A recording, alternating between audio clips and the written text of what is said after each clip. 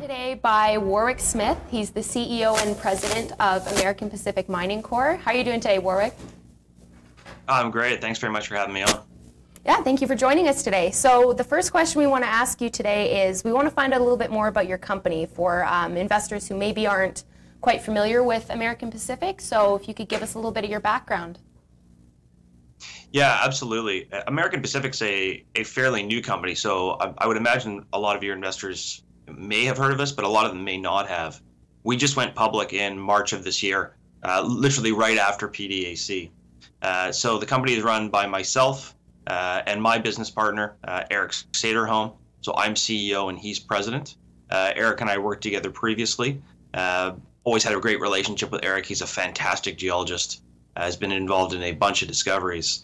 I actually got him to leave Newmont. He was the head of exploration in the western U.S. for Newmont.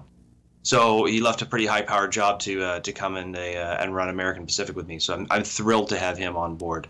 Oh, that's awesome. The company is listed on C. Yeah, thrilled with the team. Yeah, Eric's a fantastic guy. Hopefully he doesn't see this and sees me complimenting him. Otherwise, I'll never hear the end of it. But it's okay. He's going bright red. His ears are burning right now. Yeah, I'm sure they are. I'm sure they are. Yeah, and then the rest of the team is filled out. But board of directors is Ken Cunningham. So Ken ran Miranda Gold, did a phenomenal job there. I met Ken when Miranda Gold was trading around 20 cents, and I know they raised tens of millions of dollars above $2. So he did a really nice job with those guys. And then Alnesh Mohan and Norman Wareham, who's our CFO as well. So we've got a really nice team and a great asset, and it's a company that we're incredibly excited about. Okay, that's amazing. So my next question for you is Novo Resources had a great deal of success last year, but we want to know, how did you manage to purchase that project from them this year? Yeah, we were quite lucky, and again, you know, like it often does, it comes back to the team. Eric knew Quinton Henning. Quinton Henning is the CEO and the real face behind Novo. So both Eric and Ken knew Quinton quite well. I had a colleague get in touch with me and say, look, you know, Novo's had a big run. You know, it's gone from 80 cents to $8, and it's been based on the back of this discovery in Australia. What they also had was what was referred to at the time, what we believe is a very nice high-grade discovery in Nevada, but it was something they weren't doing anything with at the time because they were focused down in Australia. So the comment to me was, hey, you should take a look at this. It could be the perfect fit for you and Eric, although, you know, the thinking was it was going to be quite expensive. Luckily enough, we got in touch with Quinton, and as I say, you know, Eric and him had a good relationship from their days at Newmont, and Ken knew him quite well also. And we were able to purchase the project for $375,000 Canadian over 3 years, along with 800,000 shares. So they make for a great shareholder, and I'd be remiss if I didn't say how helpful Quinton has been for us. Always there to pick up the phone, always there to give us some guidance as to what we're seeing in the rocks and what have you. So we're very thankful for his support and his guidance as we've gone in and drilled this project. That's amazing. So what enticed you guys to the project initially? Specifically the high grades of the project. Look, it's in a fantastic location. It's about a 45-minute drive outside of Elko, Nevada. So, you know, from Toronto, you'd probably fly into Salt Lake, and from Salt Lake, you'd fly to Elko. And it's about a 45-minute drive from there. It's right off the highway. The logistics are fantastic. That's awesome. It's so a previously how producing far project. Away from you guys how far away are you guys from like a city, roads? Are you guys pretty remote in your location? No, the location's great. It's literally right off the highway. Oh, wow. It's that's awesome. Yeah, I mean, you drive for about 45 minutes along. You know, I say highway. It's 2 lanes either way. So it's a significant road that's right up to it. There's power right to it. It's a previous producer. It was in production back in the early 90s. Chevron was funnily enough, one of the companies who had an open pit right there. And then previous to that, there was production just above it, out of more of a silver-rich vein set. Up above the project. So there's been production right there. There's power right to the project. So the path was already kind of, you know, on its way to the project. Yeah, no question. I mean, this was one of those projects that it's had a great deal of work done to it, including previous production, as I mentioned. But Novo had drilled it, and then when Quinton Henning was working for Newcrest, he actually drilled it with Newcrest as well. And they've just hit spectacular grades on it. They've hit up to 300 grams per ton gold over a meter and a half. They've got 4.5 meters of 120 grams per ton. 75 grams per ton over 4 meters, et cetera, et cetera. Just spectacular grades. And now it's a matter of going in for us and systematically exploring the rest of the project. We have a pretty good idea on one of the vein sets as to what we're into. There are others that have great hits on them, but there's 12 veins on the project. So that's how we see this get big. That's where the excitement is for us. That's awesome. So you mentioned Nevada, where this project is taking place. Can you tell us a little bit about the Nevada takeovers for you guys? Yeah, it's been an exciting time for takeovers in Nevada. Rye Patch was taken over recently.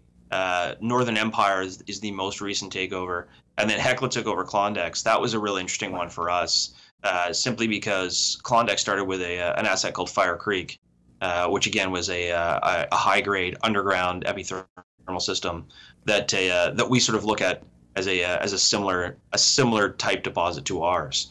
So we've seen a lot of M&A activity over there. We view that obviously very positively. Look, anything good that happens in the mining industry is good for all, and certainly if it's happening in your jurisdiction, it's good to see. So certainly the mid tiers and the majors, excuse me, are paying a lot of attention to Nevada, and I think that bodes quite well for us. So it's like iron sharpens iron. Like, when good things happen for one company, it's happening for all of you guys. That's great. Yeah, no doubt. I mean, I think. So I was just going to say, within the next few months, does that change your kind of exploration plans for the next 12 months, let's say? It doesn't. It doesn't. I think for us, the intention is to get out. We want to go and do what we refer to. It's what's called CSAMT, which will help us show these other vein sets, which we're really interested to get out and explore. But then we're going to follow that up with 20,000 feet of drilling. Wow. It just puts more of a spotlight on Nevada, I think, in terms of these takeovers. But for us in particular, the key is going to be to be out exploring. As I said, we went public in March of this year. We were sitting here now in November, and we've already drilled 10,000 feet, done a gravity survey, et cetera. So we're actively exploring. We're one of the companies that's out there, really spending the time and the money in the ground, and we look to continue that as over the next 12 months. So with all this change going on, like you said, all the M&As that are kind of happening, especially in that area, for you guys, are you getting a lot of newsletter coverage? Is there a lot of coverage about what exactly is going on? We've been quite lucky. We've got relationships with a lot of the different newsletter writers. John Holstein's covered the company, has done a nice job for us. Bob Moriarty. When we went to raise the money to go public, we raised $3 million to go public. The likes of Nick Hodge, Anders Nerl from Sweden, and Andre Dorsick helped us raise money. Andre out of Germany helped us raise that capital to go public, so that was great. David Skrika, Mike Swanson. There's quite a few guys who cover it. I won't remember them all well on camera. Well, it's impossible to remember them all, yeah. But you've got some good people. But it's been. You've got some good people that are kind of, on your side as far as getting this word out there. Yeah, no question. I think it's an important part of the business is to be out and be telling your story.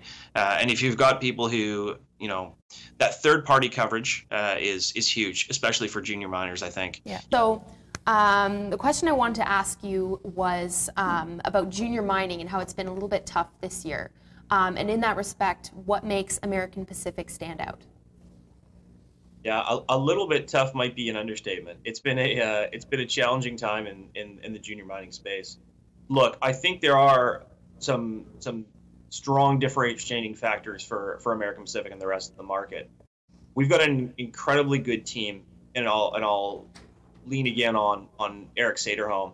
Eric's been involved in numerous discoveries in Nevada and the rest of the world. Has held very high ranking positions in Newmont. Along with other junior mining companies. he's somebody that is really an ace in the hole for us, and that's a differentiating factor. The fact that we're a new company, that we've got capital, and most importantly, we've got a project that's incredibly high grade and really lends itself to success. I think that's really what differentiates us from numerous other companies out there. There's lots of excellent junior mining companies, and I encourage people to look at them. And any success in that realm is good for all of us, as I've mentioned before. But I really think American Pacific has got a hell of a shot at success. Yeah, so you've got a strong starting off point right off the hop as well.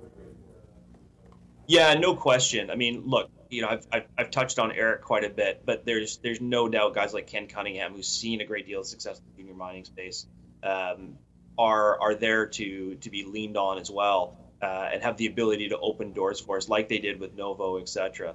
In terms of my background, I've been involved in junior mining since 1999. I've done some venture capital work outside of mining, but mining is really my home. I was lucky enough to be involved in Fortuna Silver from when it was a shell, and saw some good success there.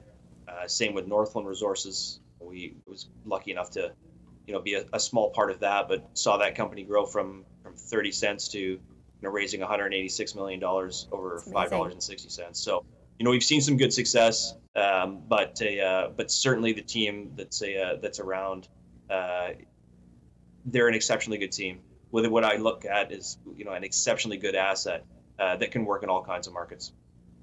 That's amazing. Well, thank you so much. I know Karl has a few questions for you about some of the structure, so I'll hand it over to him now. Warwick, can you tell us a little bit about the capital structure of this company? Maybe starting with the ownership group, the insiders. Are you locked up? How much of the company do you own? Yeah, absolutely. This company was an IPO. We didn't take over a shell. We did a direct listing on the CSE. We're also listed in Germany, which is where we raised a good amount of our money, and also listed down in the U.S. as well under USGDF, it's the symbol down in the U.S. Start with that. Company's got 32 million shares out. I own about 3 million of them. Same with Eric Saderholm owns around 3 million of them. I know Ken Cunningham has a good ownership stake, as well do the other two directors. Some of my business partners from the venture capital side are strong supporters and big shareholders of it as well. So we own a lot of the stock. This is our baby. This is the real key focus for all of us. So we're in this to see it be a big success. All of our shares are our 3-year escrow as well, because it was an IPO. Perfect. Those are the things I'd like to see as an investor for myself. What was that IPO raise at, or what was your last raise at, valuation-wise? Last raise we did was at 25 cents. So the stock has been, the stock's definitely taken pressure, like a lot of the junior miners have. But we raised $3 million. We've drilled 10,000 feet, completed a gravity survey, and we've got about $1 million left in the till as well. So we're sitting in a good position.